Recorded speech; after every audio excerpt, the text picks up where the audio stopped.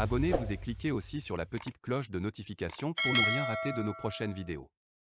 N'oubliez pas de partager aussi la vidéo et de la liker. Afrique N24. Les Togolais meurent de faim et les hôpitaux manquent de tout, fort dans les palaces des capitales du monde. Jamais, un dirigeant n'a autant méprisé son peuple. La vie chère que vivent les Togolais ne préoccupe pas notre prince. Il tient à le faire savoir. Alors que depuis le début de la Covid-19 ajoutée à la guerre ukrainienne avec son corollaire de la crise alimentaire, des dirigeants du monde entier ont réduit leur train de vie drastique, force la coule. Il voyage à travers le monde. Rencontre ses collègues d'Afrique, du Moyen-Orient et autres. Mais jamais ceux-ci ne lui renvoient jamais le retour. Le fait que les autres ne lui rendent jamais de visite ne lui dit rien.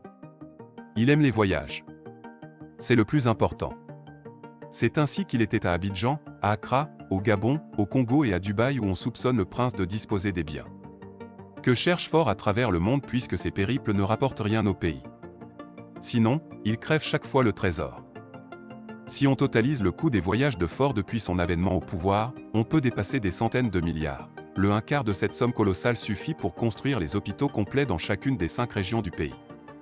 Le peu des hôpitaux que dispose le pays sont démunis de tout. Pas d'oxygène, de scanner, de radioscopie. Partout, c'est l'hécatombe.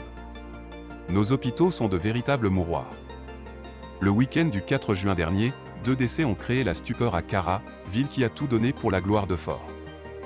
2 jeunes, un enseignant, l'autre, un pompiste, se sont télescopés sur la route de Karakabou. Chacun n'était sur sa moto, quand l'un voulait croiser une voiture, s'est retrouvé face à face avec le pompiste venant dans le sens inverse. Le choc a été violent. Transportés au CHU de Kara, ils ont rendu l'âme faute de l'oxygène pour les réanimer. La nouvelle s'est répandue comme une traînée de poudre dans la ville de Kara. La stupeur et la colère. Où va l'argent du pays? Pourquoi on nous néglige? Faut-il le rappeler que l'état de la route de Karakabou en est pour quelque chose dans la survenue de cet accident terrifiant? La route est dans un état déplorable. Les populations du quartier de Tchanadé ne cessent de crier leur ras-le-bol. Le jour, une poussière rouge se dégage au point qu'en venant à Kara, il faut mettre ses habits dans un sachet et s'habiller une fois arrivé en ville pour éviter d'arriver tout rouge. La nuit, la visibilité est très réduite. Ce qui serait à la base de cet accident mortel. Alors que Kara enterrait ses morts, Ford mène sa gouvernance jouissante loin quelque part à Dubaï.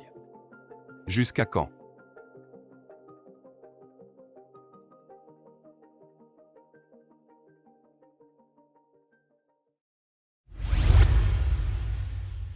Likez la vidéo si ce n'est pas déjà fait. Laissez aussi votre point de vue en commentaire.